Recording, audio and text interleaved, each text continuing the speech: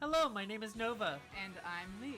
We are two married moms, one a video game expert, And one a casual gamer. and we are looking at games through the lens of good family time, whether it's a party game or a co-op adventure. Today we are asking ourselves the question, is Mario Kart World worth your kid's screen time, or is it just more brain rot? Let's get into it.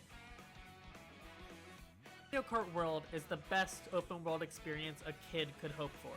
A massive open and connected world with so much to do.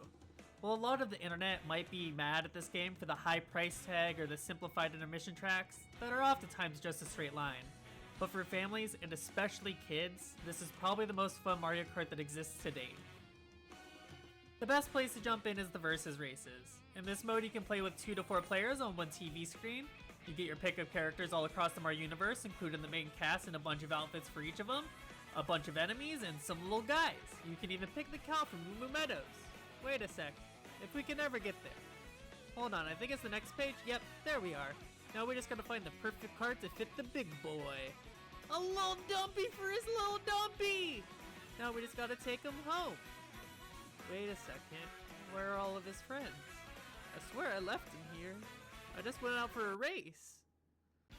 Other favorite courses of ours include DK Spaceport, where a giant robot Donkey Kong throws barrels at you like in the original arcade game. Dino Jungle has a track completely filled with dinos running around. Great Block Ruins lets you use the cool new parkour to jump and ride on the walls and do cool tricks like this one. Or like this trick in Lee's favorite track, Sky High Sunday. Nintendo even found a way to make some of the older tracks interesting, like how Mario Circuit is a mashup of 3 different Mario Circuits from previous games. And of course we have to talk about this game's version of Bowser's Castle and Rainbow Road. This time Bowser's Castle has some cool skips to the pros, huge jumps under a lava fall, and a giant Bowser statue bout thing? All this leads to a super cool version of Bowser Castle that feels perfect for this version of the game. On the other hand, we have Rainbow Road, which is probably just a bit too long compared to the rest of the courses. But the first time you play it and you drive from Peach's Stadium, it's absolutely amazing. I just wish that the space station didn't drag so much. Speaking of drag, I hate water. Of course this is made even worse by Nova's favorite courses being Cheap Cheap Falls and Warrior Shipyard. The courses are super pretty. Well, Cheap Cheap Falls is gorgeous. Warrior Shipyard is a little scary. Here's why I hate water. You are just constantly bouncing around and it's so difficult to control. What you're supposed to do is trick out of the water every time you hit a wave, which I do by flipping the controller up. But the problem is timing it right so you get the speed boost. I tend to just look like an idiot bobbing for apples and running into walls. So now that you're done beating your wife in races, you can go beat her in battle mode with the items. There's only 2 this time around, which is a little disappointing after how many 8 Deluxe had. We just have Balloon Battle and Coin Runners. In Balloon Battle, you get points by popping other players' balloons, and in Coin Runners, you do the same thing, but you just try to collect coins rather than just hitting them. They're decent side distractions from main races, but your family probably won't get too much use for them this time around. At least to make up for the lack of battle modes, Nintendo introduced a new game mode called Knockout Tour, where you have a marathon-style race with elimination checkpoints. Every so often, the bottom 4 racers are taken out of the race and everyone else continues on the course. There's only 8 different rallies to pick from, which isn't a lot for how many ways the courses can connect. Like, imagine if you could pick a list of tracks to go between, or just place checkpoints around the world and create your own races. Just an idea from a parent.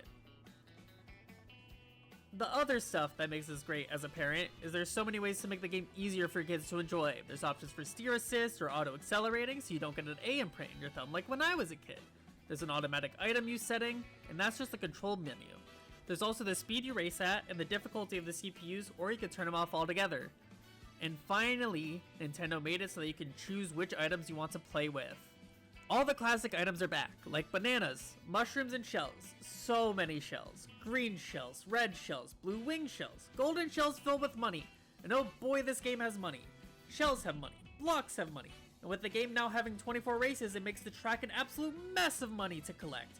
Items to dodge, and now there's also the new food bags to grab for a boost. These food items are also not just for a boost, but they're how you unlock new outfits for characters. You can also unlock new racers by being transformed by a Kamek Orb and just getting lucky, which before you could choose which items to play with meant it was all chance. We played Dry Bones Burnout on repeat for weeks to get a stupid fish bone. At least he's a little cute. Cute little guy. That covers it for the family time stuff, but what about playing alone? The new free ride mode lets you drive literally anywhere you want in the world. This gives so much for kids to explore and have creative play with. And for the kids with more gaming skill or adults enjoying some time, there's a good amount to do in the world. Each track has 5 question marks to drive over, there's Peach medallions hidden throughout the world, and lastly the main one, we have the blue P-Switch challenges, which vary from a variety of races, coin collection, and doing pool parkour under a timer. The other modes for solo play are the classic Grand Prix and time trials. The Grand Prix is a little different this time around from other Mario Karts. You do the first course like normal, but then you drive to the next course and only do a single lap for each sequential race. This at least fixes the complaint that the Grand Prix and Versus races were basically the same thing, but in my opinion makes the Grand Prix less fun to play. But what do I know? Lastly, we have the time trials, which are the same as always. You get 3 mushrooms and the goal to go as fast as possible and set a record on every course. So, is Mario Kart World right for your family? Absolutely, without a doubt. No matter what the hate says online, a family game night would feel incomplete without the endless battle for first, or the unfortunate onslaught of items when you're stuck in the middle pack, otherwise known as getting Mario Karted, which my wife is really good at.